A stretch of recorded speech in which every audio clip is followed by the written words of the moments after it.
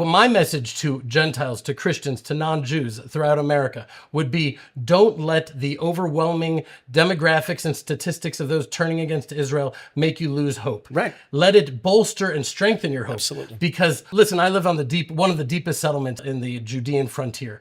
And for some reason, it's drawing like a magnet, these righteous Christians that come out with a greater light and a greater zeal than I've ever seen before to stand with Israel. And what I look at them, I'm like, who are you? You're Abrahamic. You're an Abraham. That's right. Why? Because Abraham was an Ivri. He was a Hebrew. He stood on one side and the rest of the world stood on the other. And for those people that say, yes, but the vast majority of blah, blah, blah, and that is some inherent proof of anything that the majority of people believe one thing, Abraham said, I don't care. The whole world can worship stones and rocks. I know that there's a one God. That's right. And so these Christians, these righteous of the nations, are loving Israel with a greater passion. Let's just call them Bible lovers who see Israel. Bible lovers, that's right. I don't even know what to call them, and they don't even know what to call themselves. And I had a Dutch group yesterday. They were exactly what you're talking about. And right after them, a Pentecostal group. They were just like that. They're like, oh my God, just let me hold on to you. Let me hold on to those tzitzit, to those four-corner garments, and then take me to Jerusalem. Show me the God of Israel. They don't know what to call themselves That's right. sometimes because the labels are really falling apart. But Abrahamic. it was of them that Zechariah, that the prophet Zechariah said, "V'nilvu goyim rabim al Hashem b'yamahu v'hayuli la'am." And the righteous of the nations will